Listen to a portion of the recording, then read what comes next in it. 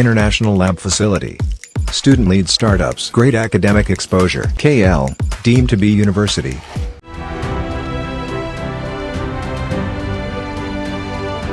సూర్య జ్యోతిక ఈ జంట బాండింగ్ గురించి కొత్తగా చెప్పాల్సిన పనే లేదు. సినిమా చేస్తున్న టైంలో ప్రేమలో పడ్డారు, పెళ్లి చేసుకున్నారు. వీళ్ల బంధానికి గుర్తుగా 2 పిల్లలు కూడా పుట్టారు. ప్రస్తుతం హీరోగా సూర్య చాలా మంచి పేరు తెచ్చుకున్నాడు. జ్యోతిక కూడా నటిగా రీ ఎంట్రీ ఇచ్చింది. అలాంటిది కొన్ని రోజుల క్రితం వీళ్లు విడాకులు తీసుకోబోతున్నారనే రూమర్స్ వచ్చాయి. ఇప్పుడు దీనిలో ఒక కొత్త విషయం బయటపడింది.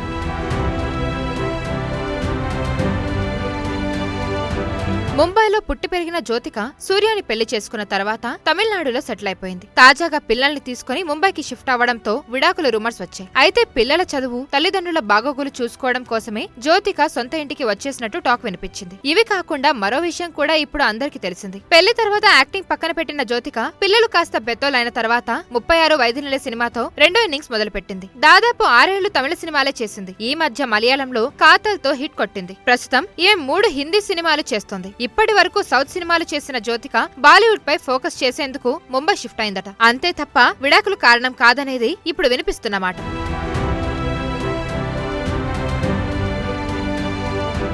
మరిన్ని వీడియోస్ కోసం ఛానల్ ని సబ్స్క్రైబ్ చేయండి. లేటెస్ట్ అప్డేట్స్ కోసం వాట్సాప్ ఛానల్ ని ఫాలో చేయండి. అండ్ లింక్ డిస్క్రిప్షన్ లో ఉంది.